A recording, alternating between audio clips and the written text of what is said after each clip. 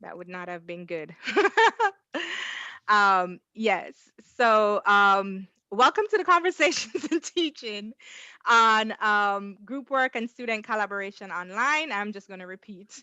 Today, we have with us Bobby Bodenheimer from a professor of computer science, Corbette Doyle, senior lecturer in organizational leadership, and Heather Fedesco, senior lecturer, human and organizational development.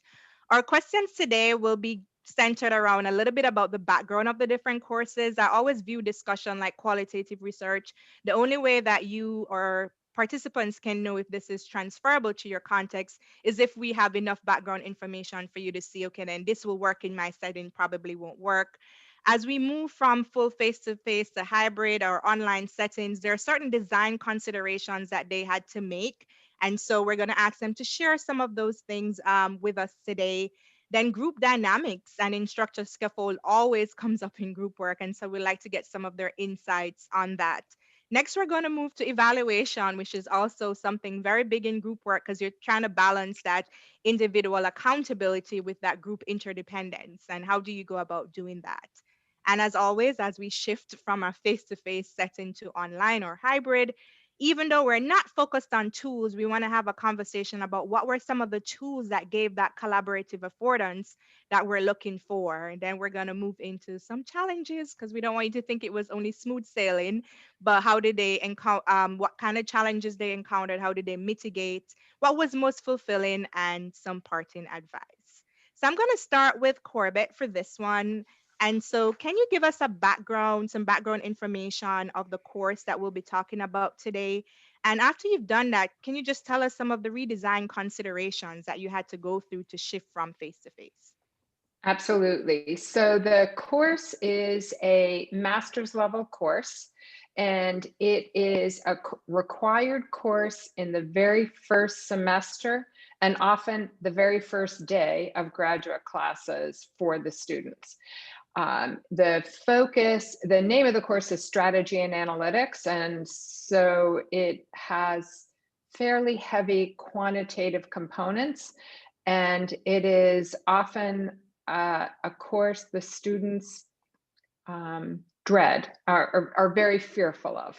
So, and there are about 26 students in the class last semester.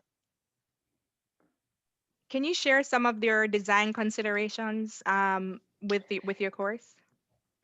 In terms of the redesign considerations, one of the the course has a very heavy focus on group work throughout the semester. And the very first project is has been a very hands-on, in-person, believe it or not, group bake sale activity that is designed to introduce the students in a low-risk environment to concepts that they will be learning throughout the semester, and to enable them to build an esprit de corps among the students who they will be working on their first big project with. And it was not possible. I mean, literally, this event was held in the Commons, and the students had to engage in all kinds of marketing activities to drive activity during an off hour to the Commons. None of those things were possible. And so this project that was more about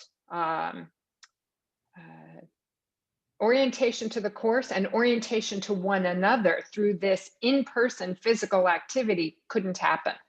And I taught in the CFT BOLD seminars last summer, but I also took the BOLD seminar first. And that was what I used my classmates, my colleagues who are my classmates, to brainstorm a new approach.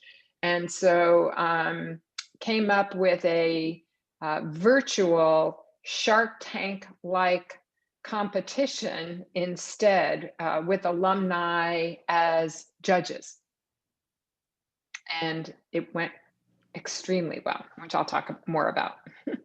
Awesome. Thanks for sharing how you use collaborative brainstorming. How about you, Bobby? Could you share a little bit about your course and then what were some of the redesign considerations as you shift to from face-to-face to online hybrid?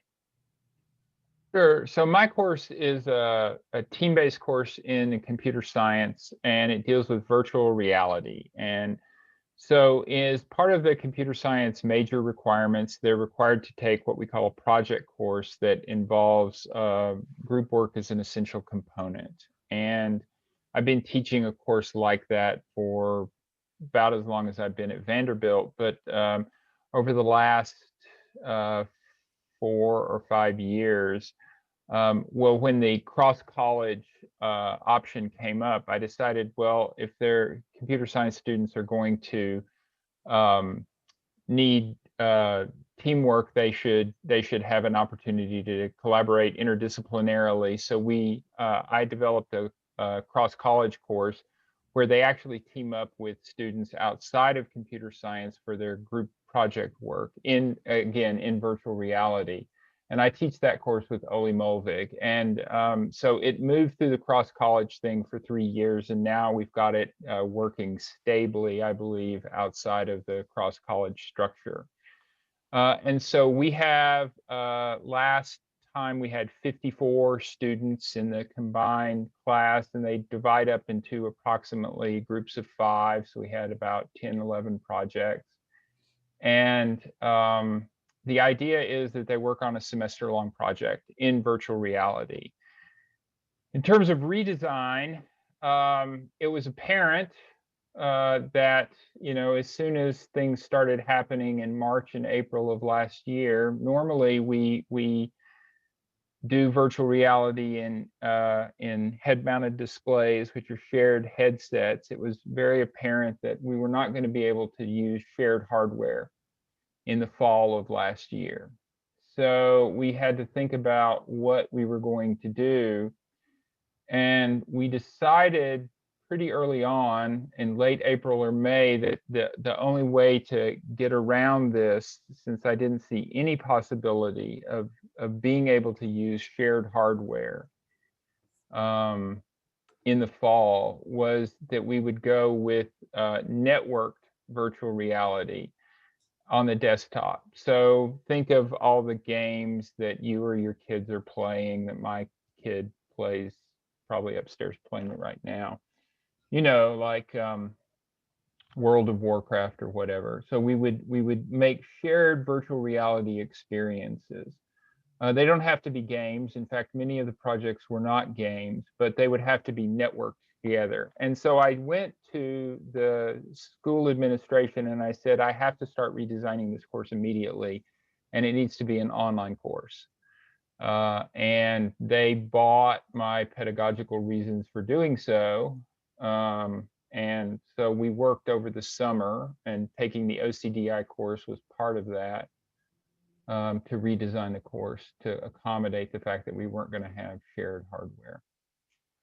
Thank you. I appreciate both you and Corbett sharing the value of the OCDI and what you've learned from that. I thought it was also good that when you went into your struggle, you realized that the hardware was a context for something, and you tried to think, okay, then if I can't have my hardware, what's another context that I could use? And I'm very happy that you got the support of the administration. Heather, I know you haven't taught your courses yet, but do you mind just giving us some context about your course so that our participants can have an idea of how that fits into the other responses that you'll be giving today? Yeah. So my course it's called Small Group Behavior. So it is a course on small groups, which makes it a little bit different, somewhat, maybe similar to, a little bit to Corbett's, but certainly different from Bobby's. And basically, students are just like they're working in groups all semester long, the same permanent group, so that they can analyze their own group dynamics, and then they get a chance to observe other groups in the class, and make analyze those group dynamics as well. So it's a 1300 level class, a required course in HOD. There's about 30 students in it, and it's all going to be online this semester. And I've taught it a few times in the past, so just making that shift to this online format. so won't be able to answer all the questions, not having been able to do that yet. But I guess probably the biggest just consideration for redesign, much or similar to Corbette's scenario, where the actual tasks that students engage, the group tasks are somewhat arbitrary, right? Because we just need them to do a group task so that they can then analyze their group behaviors.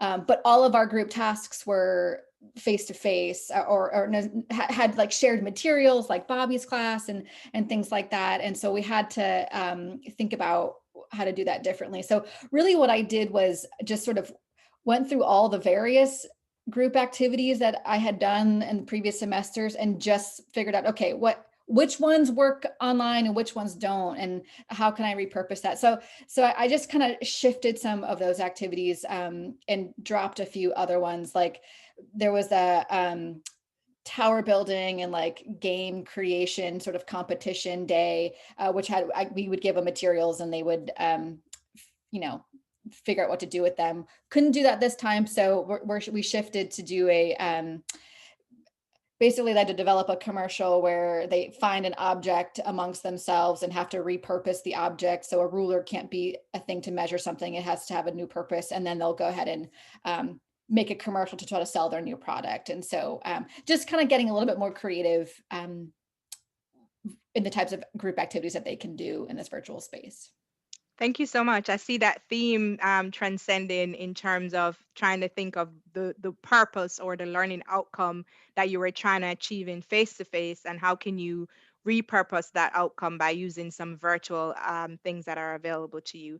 So Heather, since you just spoke to us and your classes on group dynamics, can you share with us like some strategies that you've used for group dynamics and in structure scaffold, like putting the students in groups? How do you foster that autonomy and cohesion?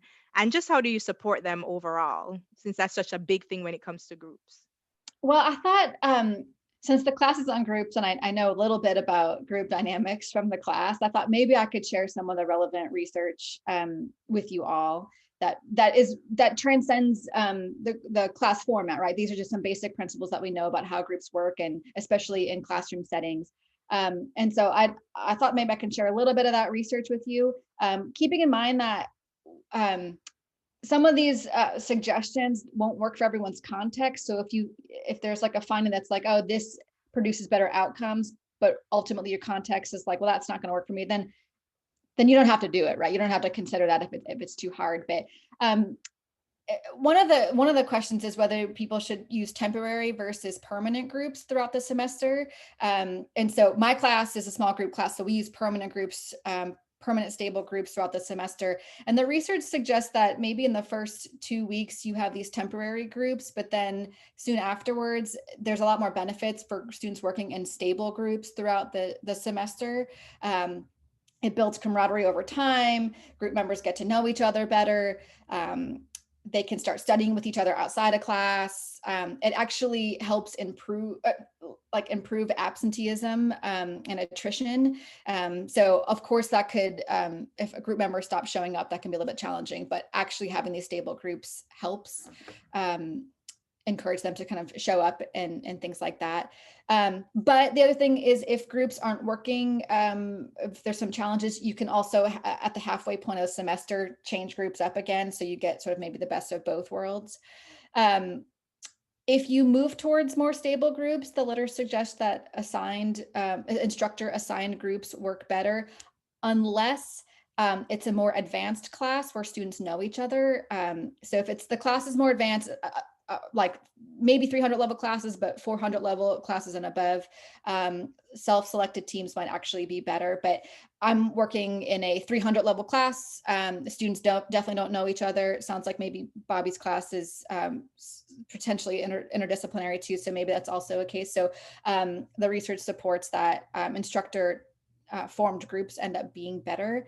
And some of the benefits is that it suggests that the random grouping or self-selection by students is likely to exclude or negatively affect minority students. So actually having the instructor be more purposeful in their grouping is better for all students. And then the other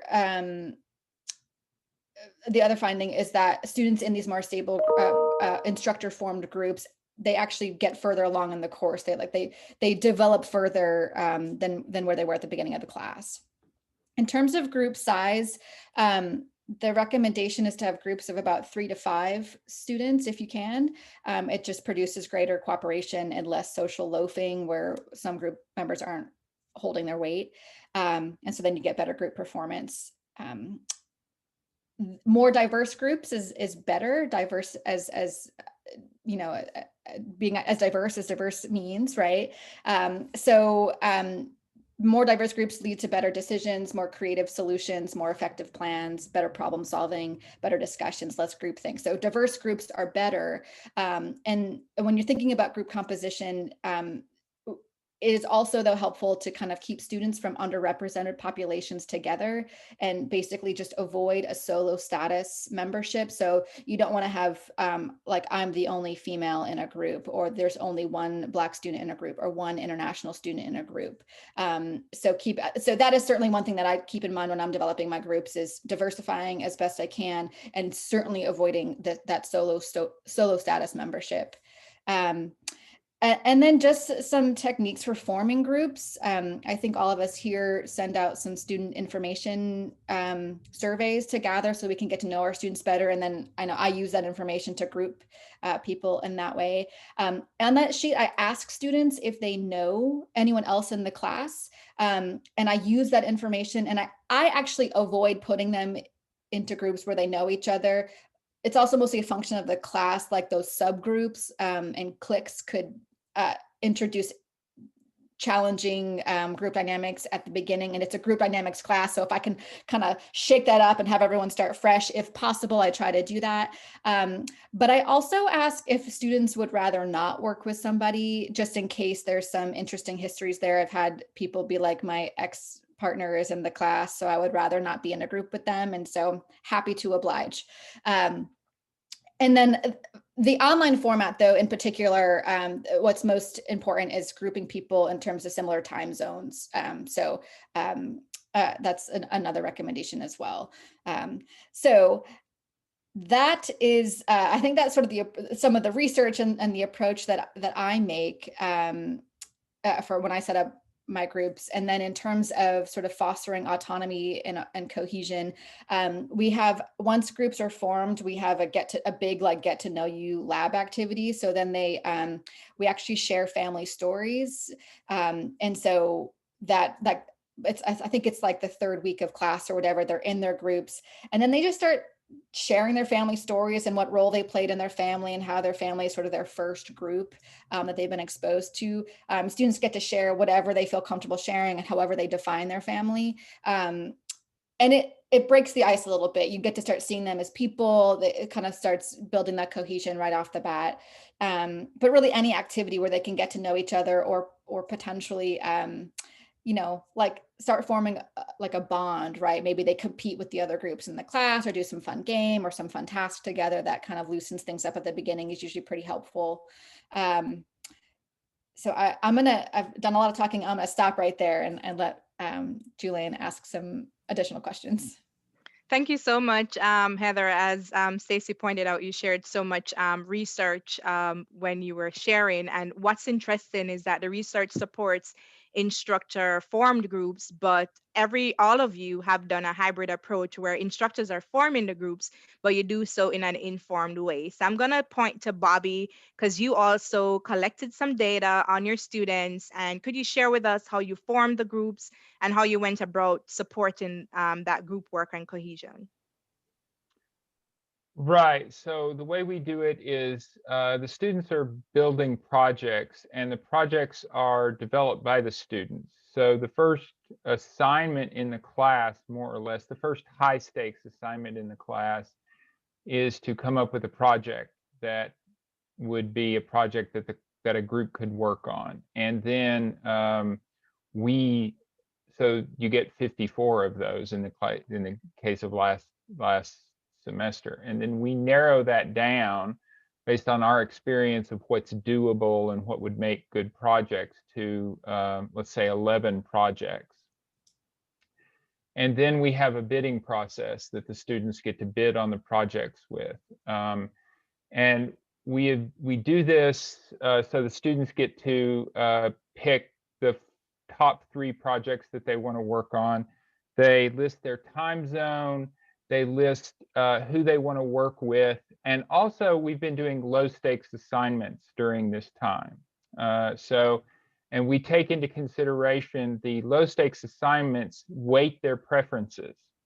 So the people who've done the best on the low stakes assignments, you know, if there's a conflict, if everybody wants to do project A because project A is just clearly the best, then we decided that, you know, we were gonna, the people who'd put the most effort in the course were gonna get that. But it just kind of, I've been doing this for a long time. It always kind of works out. Maybe there's one that's slightly more popular, but all the projects tend to get a distribution, you know. And so then we just, that's a constrained optimization problem. We sit down, and this year, I'm always going to do this from now on, because it used to be that we would have pieces of paper and we would work it out on a table and we would group like this. But we used Trello board this time. Trello is an online tool that's a card-based tool for doing Agile, which I'll talk more about in a few minutes. And it was just wonderful to do it with Trello. It was just so easy to group, you know, and we made a card for every student, and we put their time zone as a color, and we put their, whether they had some student preferences. Not everybody has student preferences, but you could enter that, and then we just arranged it all. And it took more time to enter the information into Trello than it did to arrange the 11 groups. And so that worked out really well. But yeah, we always assign the groups ourselves too. We don't let the students do it. And I think time zone did turn out to be a determining factor. There was a bunch of people in, there was a group that was based all in China, for example, and they wanted to work together, and they said, you know, class time is like at 3 a.m. for us, and it would just be a lot easier. And we did take that into consideration. So much. I appreciate you sharing that, and look forward to you sharing about the Agile. When we take a break, if you have the Trello up, I'll be happy if you wanted to share, just let our viewers or participants see the screen.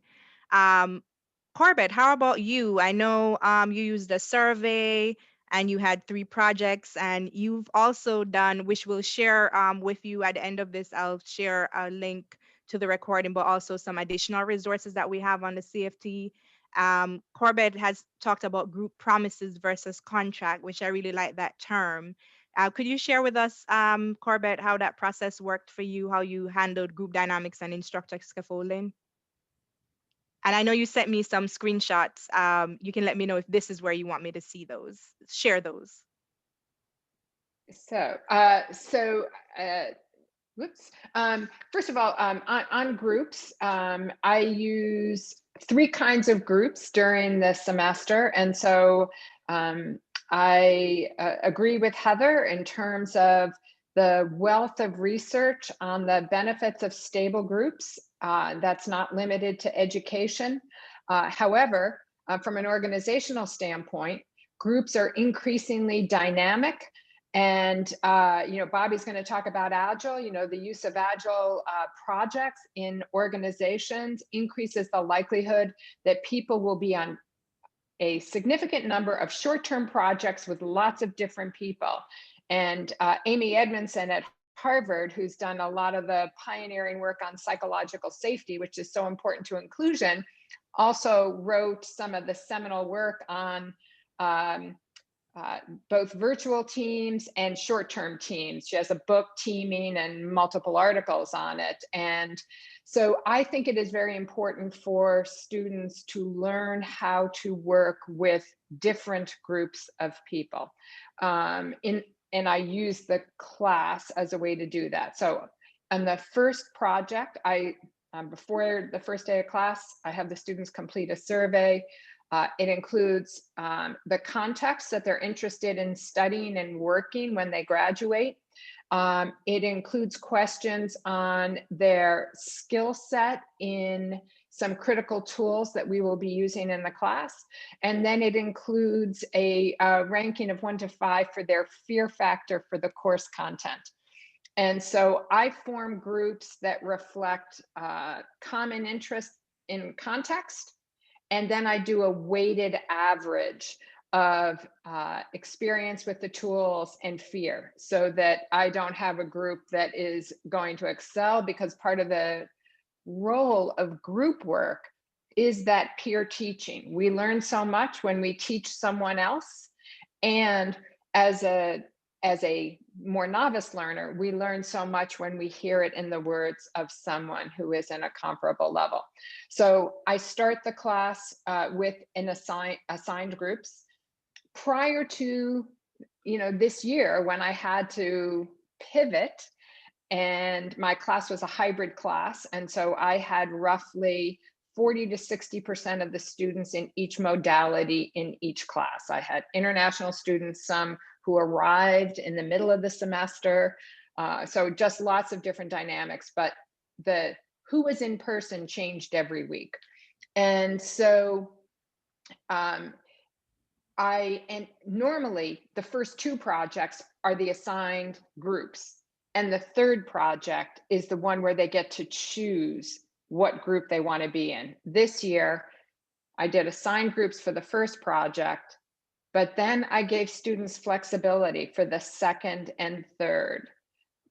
What was most interesting was the overlap between the assigned groups and the subsequent groups. There was significant overlap. And so some members were new, but students frequently chose to stick with the people that they had worked with. So that was interesting. But then I also have a series of 5 homework assignments, 5 significant homework assignments. And the approach that I use for those is try, pair, share. And so they have to attempt the homework and upload it before class. They come to class. I put them in groups of 3 generally. They share with one another how they approached it. There is never a single right answer. And then in class, we take turns kind of reporting out on a different question, different aspect of the assignment. And then I share an example. And then they do reflections. So they do self and peer reflections. They rate their own effort before class. They rate their contributions to the group conversation, and they assess their competence by the end of class. And that is what is used to assign a grade for the homework assignments. Those groups are always random. And the difficulty in the hybrid was that, when I assigned groups based on whether people were going to predominantly be in person or online. When they formed their own groups, they could decide whether that mattered.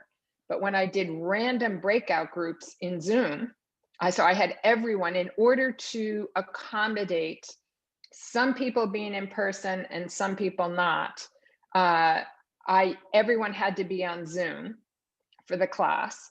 And I used the random automatic breakout function. And so every time, for the most part, they were in a different group of 3, and I used groups of 3. I do my own assessments at the end of the semester. The feedback on those random homework assignments and the first project that I redesigned with the help of my bold fellows were the highlights of the semester. Amazing. Since we have some faculty and staff here who may be interested in more the hybrid, could you share a little bit, when everybody was in Zoom, did you ask them to have their headsets? How did you account for multiple conversations in the classroom? So I had some room issues because of the hybrid class and the nature of the class, and because of technology problems when we began. And I was in a building that opened for the first time, it was a building that had been under construction for almost 2 years, and it reopened in the fall, so it hadn't been tested. And I was running into significant problems because of that issue, the sound in the room. It was a nightmare. I ended up getting moved to another room, and then it worked well. But what many of the students chose to do because of those sound issues was, just because they were small groups, they'd take their laptop and they'd go out in the hall, or, and just spread out so that they could talk easily. But in the beginning, before we had that option to spread out, I asked everyone to bring, headphones and put the headphones on, and so that they could talk in the groups. But it is complex. But as I said, the students, it was their favorite learning experience.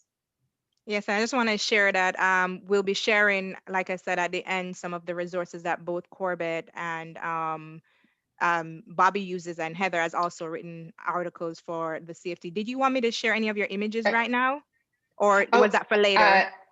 We can do that later when we talk about tools. I didn't mention, though, the group contract versus group promises. So I have always used group contracts for the big projects, and I identify 5 headers, and then they fill them in however they want. But it includes everything from leadership, what are our learning objectives, how are we going to handle conflict, project management. I have changed that to a group promises contract, a group promises document, and I have embedded the notion of promises, and my promises to you and your promises to me in the syllabus, based on a session that Cynthia Bram led at the CFT, using Ken Bain's work, our inaugural CFT leader at Vanderbilt, an article that he wrote on the promising syllabus.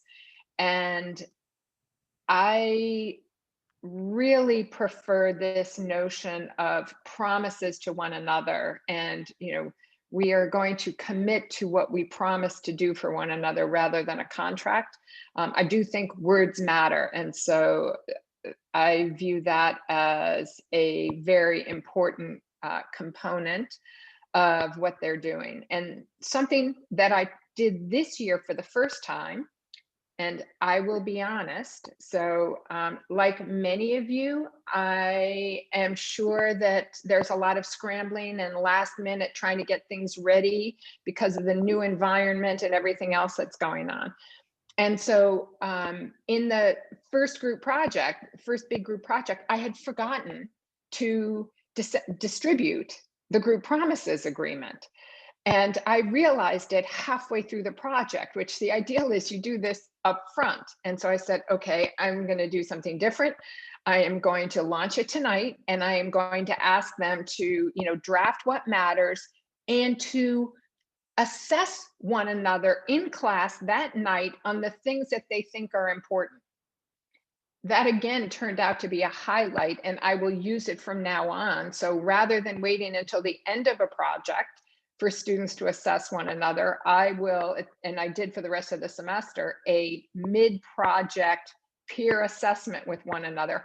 How are we doing? Where can I improve? And talk through it. The other piece I include in the group promises, or in the final evaluations, is you have to tell your group members how they did and how you assess them. And you can only share with me feedback you shared with them. Awesome. Thank you so much. I appreciate the infusion of inclusion, also some motivational theory, because like Heather talked about, like being careful of the solo, you talked about the dreaded fear, and just paying attention to how students may feel.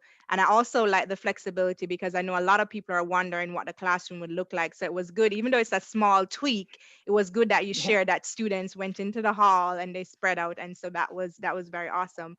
Bobby, do you mind sharing a little bit about just briefly how you use the Agile framework, and how could that be transferable to, I know Agile is also something that they will use in computer science, but it's also or project management, but it's also transferable to the general classroom. Could you share a little bit about that? Sure. So Agile is really an umbrella term for a software development methodology that was developed, I want to say 20, 25 years ago. And what it means, it really means incremental or iterative development. And when you hear Agile, what you should be thinking about is continuous planning, continuous development, continuous testing, and continuous integration of a project. And so there's no real reason, and it emphasizes it's intended to be a lightweight practice. So you don't have intensive meetings about how you're designing things. You don't have a lot of prescriptive specifications. And so it works well in the software world for certain types of applications. There are other applications where you do have very rigid specifications where Agile might not be the best practice, but for the kinds of things that I'm teaching, it works really well. But the idea is the way we run it is, and anybody can learn, and there are a lot of different frameworks for using Agile, and we use a particular one where the development cycles are built up into sort of 2-week, what they call sprints. So you have to have something built in 2 weeks that you can demonstrate. So a piece of the project has to be working in 2 weeks. Now, obviously, the project as a whole is a very complicated thing. It cannot all be working in 2 weeks, but they have to figure out what can we get working in 2 weeks. And then in 4 weeks, we've got to have more of it working. In 6 weeks. And in a normal semester that we would have about 5 sprints, because we don't get to the group formation and everything until about week 4, week 5 of the semester. Then we break the class up, and at that point, once we break up into groups and we start our Agile process, every class meeting, I'm sorry, has a group Agile process as part of it. And most of these are just these little lightweight 15-minute check-in meetings, and the groups get together in breakout rooms, and basically they're supposed to check in with each other. And the basic paradigm is they go and they say, each person goes around and says, well, this is what I worked on the project since the last time that we met. This is what I'm intending to do before we meet again. This is what I'm working on, and these are the roadblocks that I think I have. Okay, so these are obstacles in my path to getting to where we need to be. And everybody has to do that, and we don't interfere in that process. You know, we're not part of that meeting at that stage. And so the students are very savvy. They obviously are going to detect when someone is not pulling their fair share of the load or whatnot, and that is when we might get involved later on. But at every 2 weeks, they have to have a piece of the project done, and part of that project is documenting what they've done, making a deliverable that they turn in for a grade. And that's graded according to a rubric that we publish, and they know what they have to turn in.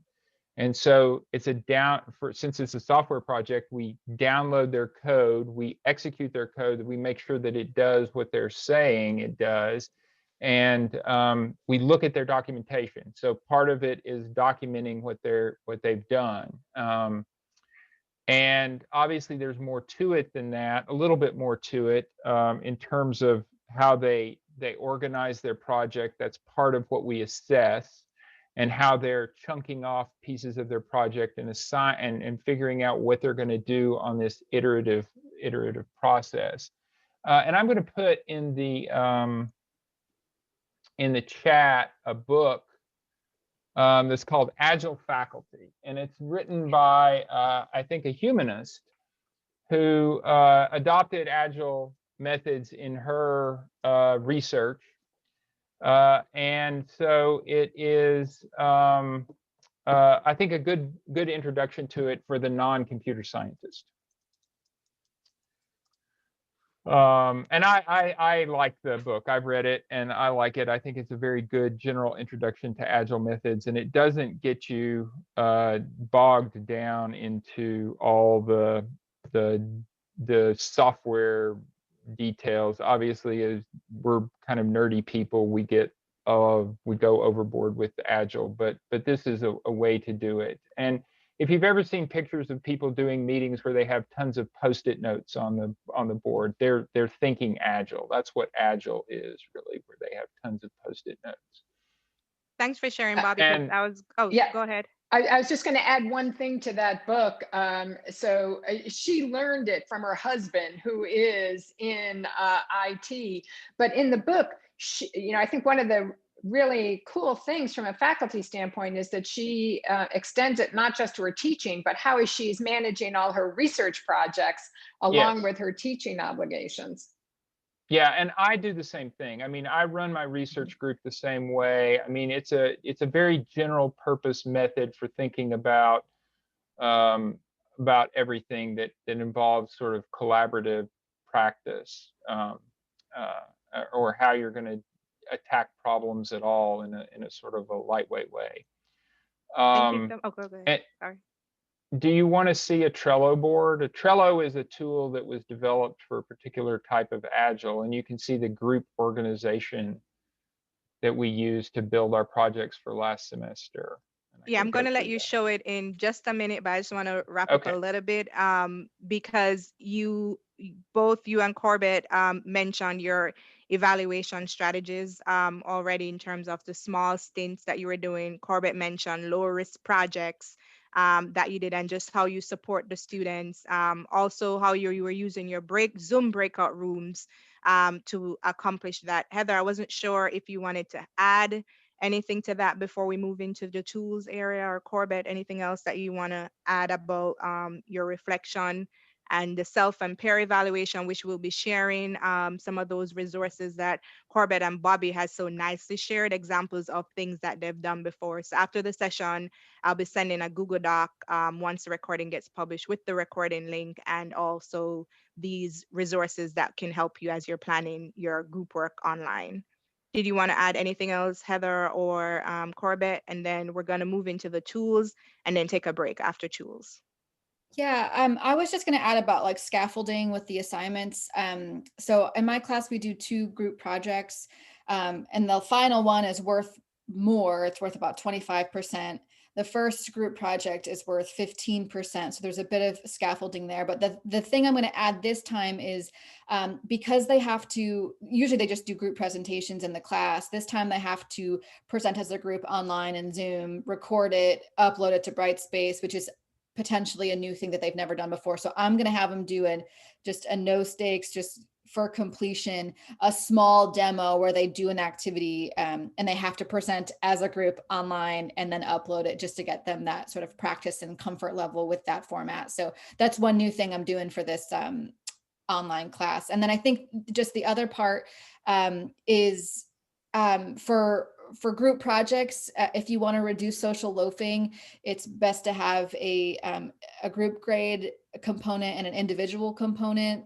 So they just don't have to rest on the laurels of their group members. Each individual still has to contribute something to the class. So I still build that into my class. It involves, like Corbett, a reflection on each group member and their contributions. They'll reflect on their, I'm borrowing Corbett's group promises, and then just sort of an assessment of that. So they get assessed on how well they evaluated their group members, how reflective they were.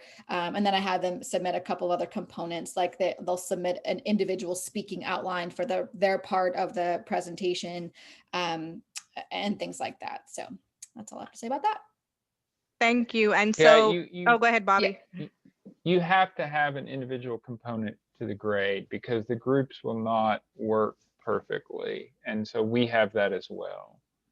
We do that through these low stakes assignments, and we also have a peer evaluation for each group at the end of the semester. Go ahead, Corbett. So I do a combination of things. One, on all the group projects, the way I treat the individual component is the group project gets a grade, everyone has to do a peer and self-evaluation. And then that is used to modify the group grade per individual. So, and I post the modifier, right? So individually, nobody else sees it. But so you might, or, you know, if everyone says you didn't carry your weight, you didn't fulfill your promises. So the assessments are all against the promises, not against intellectual ability. And so if you didn't keep your promises, you might get a grade that is 98% of the group grade. And if you carried a heavy load for everybody and everyone raved about that, you might earn 101 or 102% of the group grade. So I use a modifier approach to do that. But then at the end of the semester, everyone has to evaluate, you know, I do a combination of a matrix and open text, and you have to evaluate yourself on multiple categories, including peer evaluations. And you have to assess whether you exceeded course expectations, were comparable to your peers, or room for improvement. And that, along with attendance, is used, and homework, which are all low stakes, is used to assign your participation grade, which is generally about 30% of the course grade for me. So it's a huge participation. But if you think you deserve anything above met expectations, which is an A-, you have to give me evidence. That sounds good. And I know you all have rubrics that you've used that, with your permission, we'll share some of those examples with our attendees today. One thing that it seems pedagogically, that once you've planned out your group work, like keeping the end in mind, thinking about backward design, it seems to work very well. I'm hearing from all of you that you scaffold that backward and build in these small low stakes assignments. So this is where you have the combination of the formative and the summative. So while the big thing at the end is summative, you've supported them all this way. And so it's not like, oh, we have this big group project at the end and the last 2 weeks they're in it, but this entire thing has been scaffolded. And so I appreciate you sharing the link between your summative assessments at the end and how, as an instructor, you've by design built in that support. And so I think that's a good takeaway. It's now 3:54. I think this is a good place to stop. So we're gonna, I shouldn't say stop, pause, because you're not leaving. And so how about we just pause for 6 minutes and come back at 4 and then hit tools. I felt like this is a good cognitive break. It wouldn't be in our best interest to start a new topic right now. So does that sound good to everybody? So I'm gonna just turn off my video and my audio, and I'll be back at 4. So take a coffee break, bathroom break, whatever you need to, a stretch break.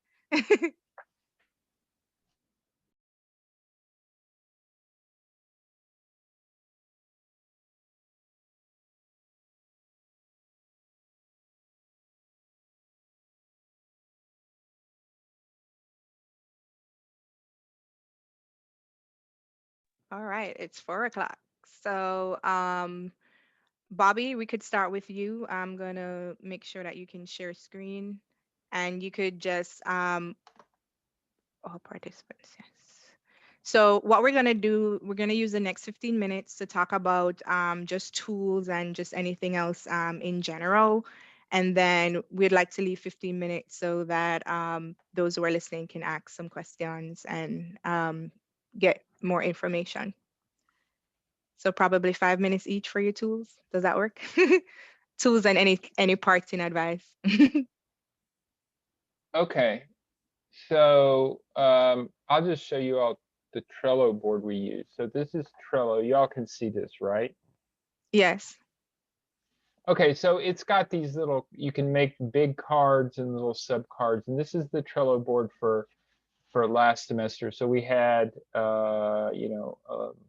11 projects, and so these are all the students' names. And since it's an interdisciplinary course, I guess I should explain the color coding. So if it's a blue color, that means they're a CS student, and if it's a green color, that means they're not a CS student. And there were approximately 30 CS students and 20 non-CS students. So we tried to go 3 CS students and 2 non-CS students per group. And it was approximate. So like this group had all CS students in it, just because there were more. And then if there was a red color, that meant that this group was expressing a time zone preference. And this was the Chinese students group, and they were all in China. And then if there's yellow, that means that these people had expressed a preference for who they wanted to work with. And I've forgotten what yellow is. I could look. Or orange. Orange means, let's see. Oh, yellow meant that they expressed a time when they wanted to meet, sorry. And orange meant that they expressed who they wanted to work with. So like these people would said, oh, I prefer to meet in the morning. And, you know, as opposed to like when we wanted to meet. So I guess I forgot to say that we asked them like, when do you want to meet outside of class for their groups? And so what this allowed us to do is we could then start grouping people. The top person is the person who came up with the project. Their project was selected, and then we could just like move these cards and say, oh, this person goes there. And then at the end, we would be able to do that. So this was a great tool for that. The other tools that I used were, we use Slack extensively. Slack is a big tool, and I'm happy to talk about that if anybody doesn't know what Slack is. And of course, we used GitHub as a repository for the software projects. And in particular, GitHub has a board-based tool in it. We've used Trello previously, but Trello has gone to a pricing model, which makes it not so good for classroom use. So GitHub has a tool very like what I just showed you with Trello as part of its software repository thing. And so that part was all done inside GitHub. It's called GitHub Projects. And so we were all based in GitHub this last semester. And so those are the main tools that we used, Slack and GitHub last semester. I appreciate you sharing that, Bobby, because even if they're not using GitHub, just thinking about all these open source and free software that they can use. And thank you for showing us Trello. Are there any parting advice that you'll have for anybody looking to do group work online?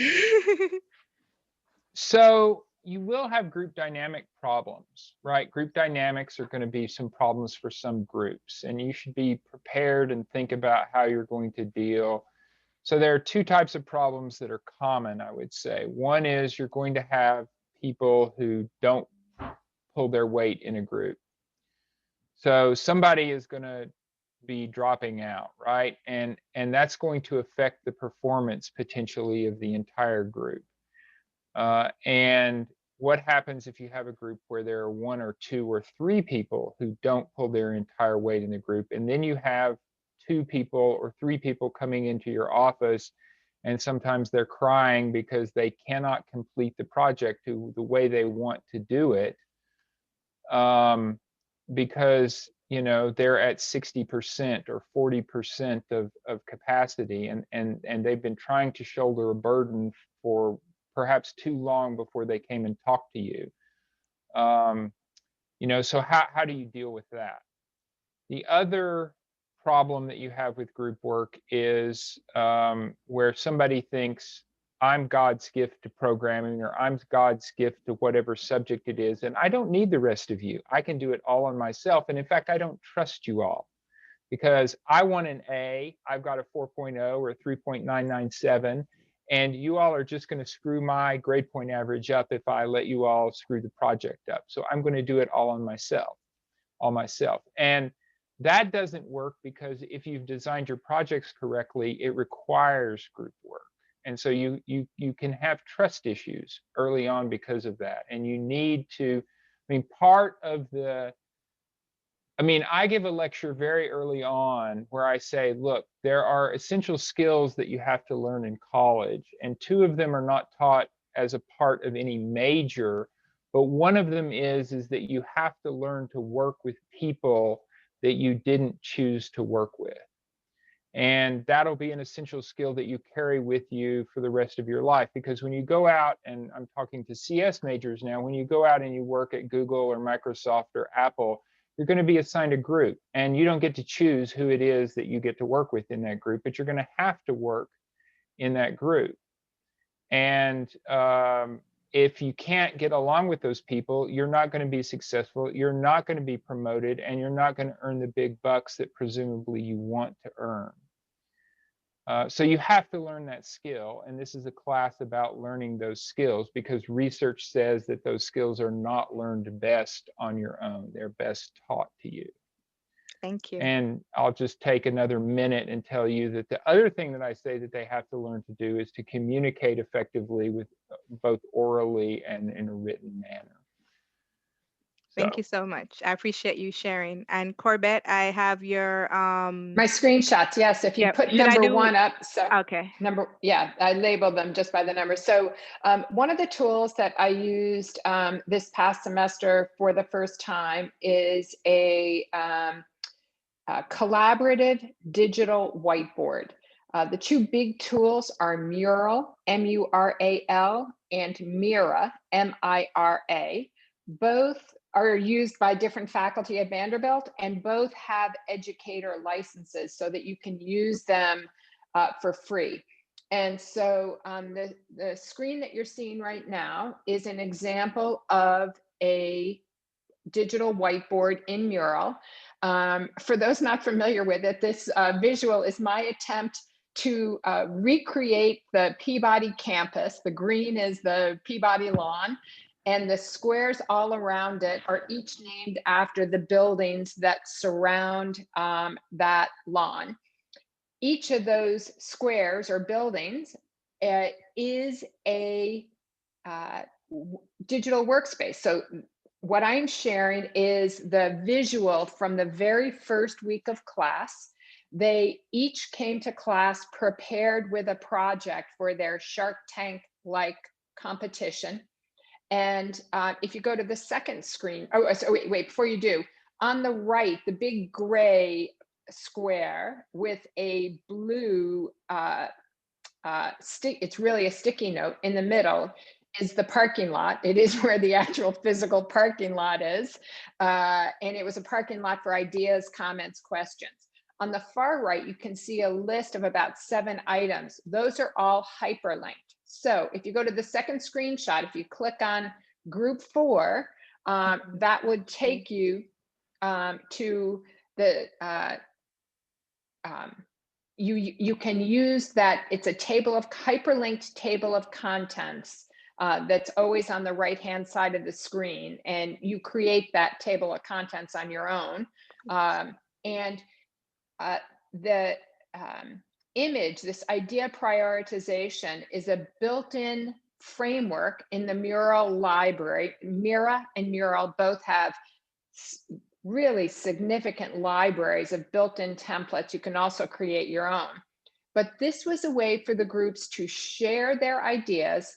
I had the sticky notes in each room, and they just literally click and drag them, and the students had no trouble picking this up in about 3 minutes. A little harder for those of us who are not computer scientists and over the age of maybe 35, but it's still quick. Anyway, they each wrote their ideas down, and then they shared them with one another, and then they prioritized them. They put them where they thought they belonged. The group prioritized them. Bottom line, their focus was to come up with what they thought was the best idea based on how they prioritized the ideas. And then this group created their own circle sticky note and put the winning idea in the circle, and then shared it when we did a report out. But this tool worked beautifully for both a creative way for students who had never met before. This was the first class, and they were all brand new to the program and to Peabody, to meet one another and to do something fun and still accomplish the objective in a short period of time. What I like, and so they were all in Zoom breakout rooms doing this, but I could see, I could look at the whole big picture that you saw in the beginning and see who seemed to be done and who didn't. I could go around from Zoom room to Zoom room, but I could also stay out of the Zoom rooms and just monitor what they were putting on the whiteboard to know maybe who needed help, you know, how far the group was coming, how much more time I needed to allocate to the exercise. Very easy to see all of that at a glance. I love it. I will continue to use this in classes. That's amazing. And that's one of the things that we've always shared in the CFT. Whenever you have any shared document, it really helps with teacher facilitation, because you can know if one group doesn't have their sticky notes, you can go prioritize which breakout room. And this is amazing. And I'll include a link to Mural, and it's good that you stated that the idea of prioritization is an existing template. Yes. Thank you so much. And so I'm gonna go to Heather, and then both of you can share parting comments before we move to questions. Heather, I know you used the Brightspace groups. Do you want to share screen? No, I won't share screen, but basically I just utilize the Brightspace groups. And the reason is that I felt like I could create a space where each member of the groups could share like their group promises and any other sort of group related documents. But the bigger thing, and I talked about this with Corbette, because I know Corbette just uses the Google Drive. One of the elements in my class is they are gathering data, which will be requiring them to record videos like of their interactions to use as data. And that's in particular important because there's an evaluating group that will watch that. So they could be like 30-minute long recordings of the entire interaction. And so I don't want to take up their space. So being able to record in Zoom and then upload the link or use some combination of Kaltura or something so that the large files just live on Brightspace. I think that ends up being a really useful tool. I've also used the group function to, in a different class, have students get into random groups each week for weekly discussions. And the reason why I like that is it takes the pressure off of students having to make a unique contribution out of a class of 20. If they're in a group of just 4 people, their contributions feel a bit more unique, fresh, for at least these online asynchronous conversations.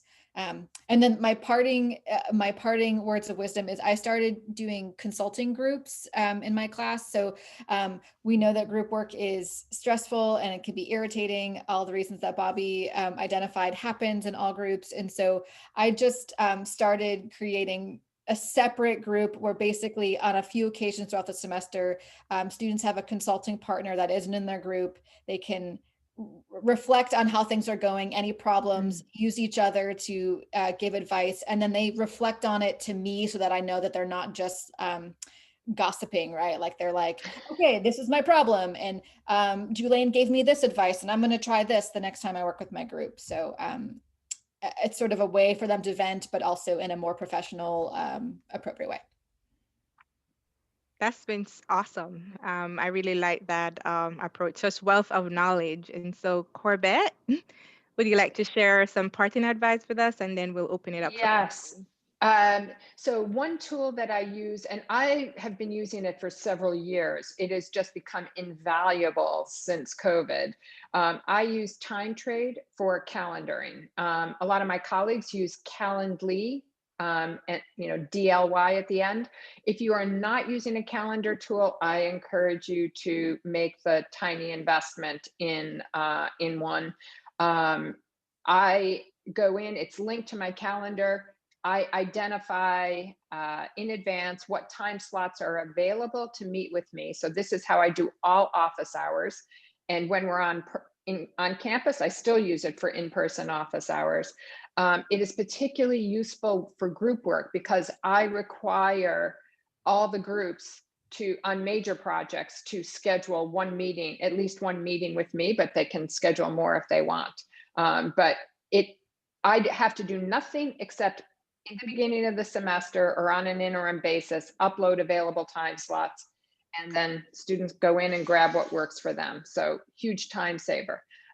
In terms of, takeaway, I dreaded group work in a hybrid environment, and I think it was a lifesaver in terms of what the students got out of the class. you so much. And I know Bobby's students found that valuable too, especially the times when they had a quick question that they didn't need a formal office hour. When I spoke with them, they said that they really liked the idea that they could click on this link and really get to the professors. So I appreciate all three of you. This was just so great. And we're very happy that we've recorded this. And so in the next 14 minutes, we just want our panelists, our participants to ask any questions or share any experiences that you've had, because we didn't want this to just be us speaking at you, but we want to talk with you now. And if you want to show your video, go ahead and show your video. If you want to keep it off, that's okay as well. And feel free to unmute, or if you want to just mention something in the chat, I'll be monitoring that as well. I want you to communicate and interact with us in your preferred way.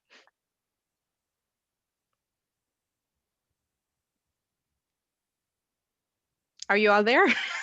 If you're there, you can give me a thumbs up, because I did a session before where somebody ended up not being there.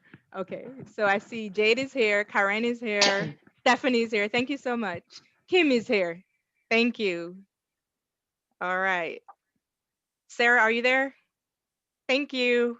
Yes, and I actually have a question, but I need to hop off in like 3 minutes to get my little girl from school. So I'm going to ask quickly, and it's really specific. Corbette, can you, when students create images on Mural or Mira, can you download the image afterwards? Is there a way to sort of capture it? Yes, you can make PDFs of anything. And so there are different categories. And the free version for educators, you get 10 members. Members can download and make PDFs. Then you have guests and visitors, and you can basically have unlimited among the 3 categories. But as long as you have 10 or fewer groups, or you have some other members, you can make sure that you've got one person in each group who has the ability to make PDFs of what they create. Perfect. Thank you. Thank you, Sarah. Anybody else? We have a question in the chat. Can someone share the peer-to-peer evaluation via link or something? Yes, Karen, at the end of it, I'll be sharing a Google Doc with several links of the resources.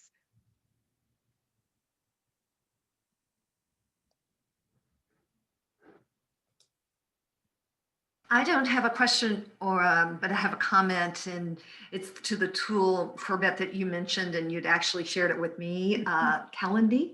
I think it's, hopefully I'm pronouncing it correctly, because I use it a lot, and it is very user-friendly. And so I just put a plug-in for that particular tool. Thanks, Kim. Anybody else?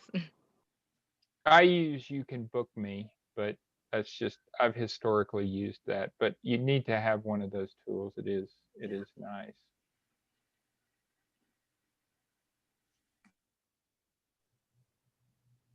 Any other questions or comments that you'd like to share? How about those who are in attendance? Are you planning to use group work? What are you hoping to use this information for moving forward? Not to put any of you on the spot, but we just want it to be helpful and want to learn from you. This is Stephanie. I don't mind sharing. I do a lot of work with, I teach a writing class for students across the university, because I work for the English Language Center. And so I do a lot of work with mentor texts and analyzing mentor texts from the students' disciplines so that they can recognize kind of stylistic elements and organizational elements that they want to mirror in their own work. And so I often have students break out in Zoom rooms with other students who have similar or same disciplines that they're studying in. And so these have always been sort of loosely created groups, and I've always been interested in doing more with them outside also of the Zoom. So this has given me a lot of ideas about how I can possibly do some kind of discussion board posts or sort of more permanent types of group sharing when they do things like put together charts of stylistic elements and things that they can share work with each other and do more peer review work that is not necessarily during the Zoom time. So I just been brainstorming over here listening, and so thank you all. That was really very inspiring talk. Thanks, Stephanie. We appreciate you sharing how this information could be applied to your writing course that you're doing. Would anybody else like to share, or our panelists, if there is anything else that you'd want to share? But let me make sure that nobody else has a question or a comment that you'd like to make. I just wanted to say first, thank you to all of you for sharing all of your advice and your experiences. I teach the same class Heather does, HOD 1300, and so I did it in the spring. I did it just this fall, totally remote, and I'll be back totally in person in the spring, this coming spring. So that iterative process has been great. And the OCDI over the summer was fantastic. A tool I learned about there that I just wanted to give a plug to is called Flipgrid. And it's a really user-friendly, accessible software that I link the assignment in my Brightspace page, and what I'm having them do is do weekly video journals reflecting on their own group dynamics, where they're reflecting on, what course concepts did you see this week, and it's all verbal. And then the TAs respond back to them with video feedback. So I think that's been really nice to build connection, especially when you're totally remote, because it's so hard when you have 30, 40, 50 students remote. So just some thoughts. Thanks for sharing. I like love that. Great.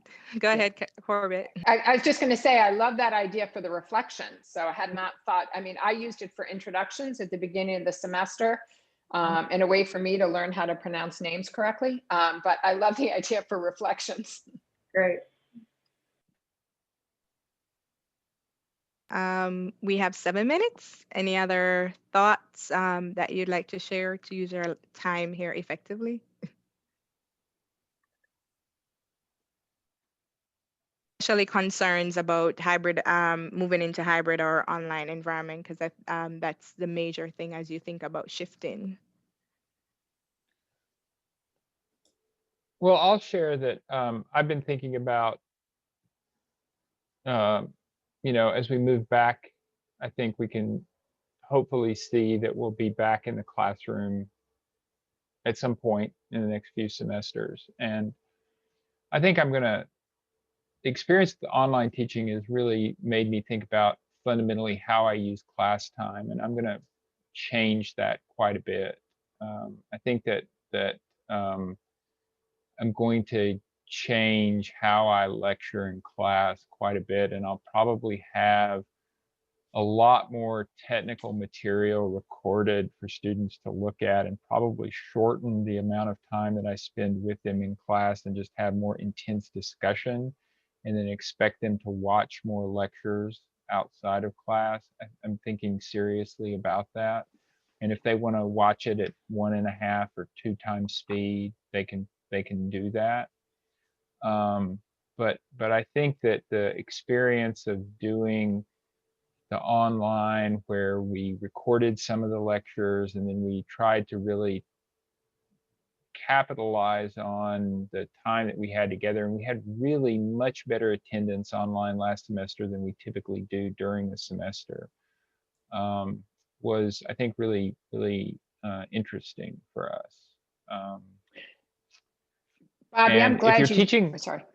Yeah, if you're teaching, the other, we can follow up on that, but the other thing that I just forgot to say is that Zoom breakout rooms are not terribly robust. I mean, I co-teach this class because it is a team talk class, and my co-teacher, who's Oli Molvig in history, he's great, but he started every class because I was busy. We had pre-assigned Zoom rooms, and that is not robust. I had to put people in their Zoom room at the beginning of every class, because even though I had that thing pre-assigned, it just doesn't work. And I went to VUIT and I worked with them, but it's only about 70% accurate. And so there are people who just don't get assigned properly and that you have to manually assign it. And that took me like 5 to 7 minutes at the beginning of every class to do that. But thinking about going forward is what I've been doing.